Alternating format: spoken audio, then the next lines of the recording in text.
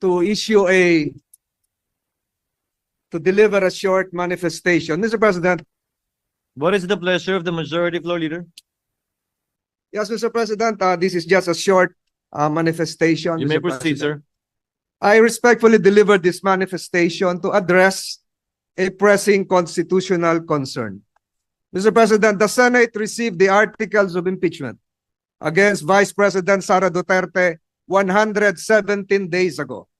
Yet the trial required by Article 11, Section 3(4) of the Constitution to proceed forthwith will begin only on June 11, dangerously close to the end of the 19th Congress. This delay compromises due process and undermines our role as an impeachment court. Under the 1987 Constitution, the Senate of each Congress acts separately and independently of the Senate of the Congress before it. Only 12 senators remain after each election, insufficient to form a quorum.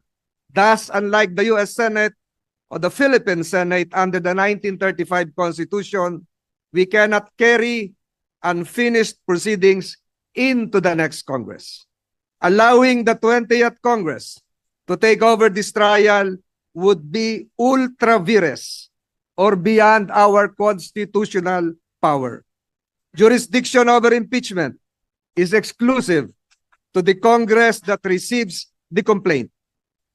Supreme Court rulings in Neri versus Senate and Balag versus Senate and our own Senate rules, Rule 44, Section 123, confirm that all legislative and investigatory matters terminate with the expiration of a Congress. This principle is affirmed internationally. Jefferson's Manual provides that unfinished business do not carry over into a new Congress.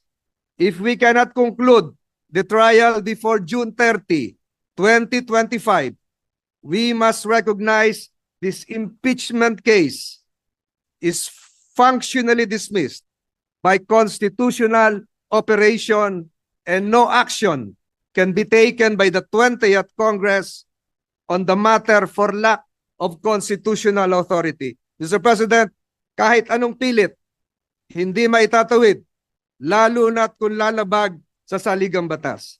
Let this manifestation be entered into the official records and journal of this chamber.